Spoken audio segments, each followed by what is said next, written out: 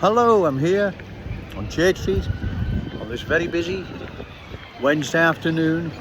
Walking around as I do, I like to get a feel for things.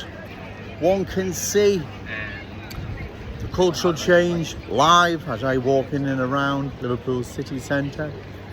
In and out of coffee shops, in and out of the bank. I do a few things first, but I walk around an awful lot and I get the feel. I get the feel for what is happening around me, my environment, and I can see it. You can see the cultural change. Now, my point here is that Liverpool is not going to survive 10 years of cultural change. Trust me, that isn't happening. We will not survive 10 years of cultural change. Doctors, dentists, schools, housing. I mean, the list is endless that will be strained, impacted,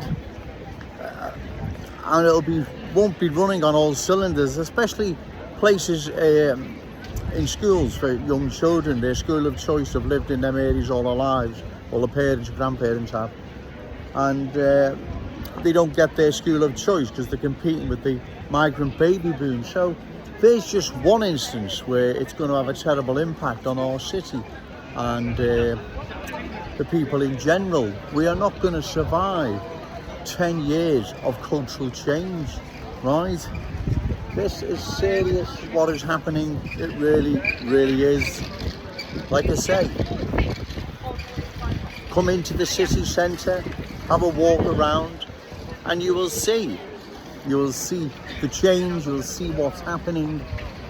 And our city is not going to survive another 10 years of this. It's impossible. As I've said, no more Breck Roaders anymore. Kensington and Fairfield, Top of Smith Down Road, Tubrook, West Derby Road, Prescott Road, Old Swan, and so on and so on. One can see the change. It is happening in front of our very eyes. It's not Joe Owens making this up. It's not Scotch Mist, it's Cultural Mist. It is happening, right? It is happening. One can see as I walk around the city centre, as I move this camera around, right? You can see the change. So imagine in 10 years' time, because the Tories, 10 noses to Ella Braverman or any other nonsense the Tory conference, what they're going to do. We've been hearing this since Margaret Thatcher 1979. Okay, lad, thanks very much. Nothing's going to change, right? We'll just hear the same nonsense, right? What we're going to do, this, that and the other. Keir Starmer's lot, don't even put faith in them for stopping immigration, for stopping the boats, for stopping the planes at Heathrow and Gatwick. It's not happening. We have to vote for a party candidate who we can trust and believe are opposed to further cultural change. Local councillors and MPs in our city, they need confronting, they need to be put on the spot, they need to nail their colours to the mast. Do you believe in further cultural change, or are you opposed to it? And if they believe in it, which they probably will, then you need to find a candidate that you can trust, you can believe in, that's going to be opposed to further cultural change of our glorious city, because if we don't, we are going to lose it. There's no ifs or buts about it. It will go, right? You can see now. So imagine in 10 years' time, ladies and gentlemen, like I said, this isn't racism or prejudice or all the usual silly names you get called. This is about the preservation of our city, right? This is about keeping what is rightfully ours, the inheritance that is our children and grandchildren's. We can't just recklessly squander and gamble this away. We can't do it. We have to keep it. It's theirs like it was ours. Like I said, I'm sorry for being selfish, but that's the way it is. This is our city. It belongs to us. A few new arrivals when they started coming into the city wouldn't have been a problem. In fact, would have enriched it. It probably does, but not in the large numbers. Okay, sir?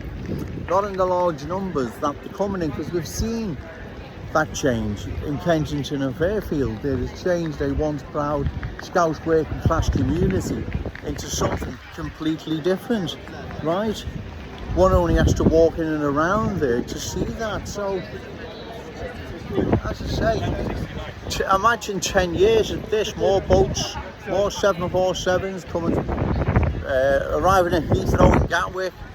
Do you reckon there's something like nearly 1 million now coming in each year? And given everywhere else is full, there's only one place they can come, and that's our beloved Liverpool. Well, we've got to oppose it. I know it's a mammoth task. I understand. Who do we vote for, Joe? What do we do? Well, we've got to make a start somewhere. We've got to vote for someone. We've got to... Small changes, remember, will create bigger ones, I'm sure. We have to.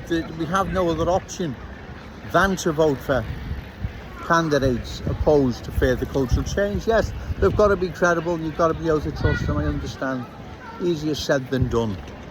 But we've got to start somewhere. We have to start voting out these councillors and MPs who are turning a blind eye or aiding and abetting the cultural change of our glorious city, right? We have no option, right?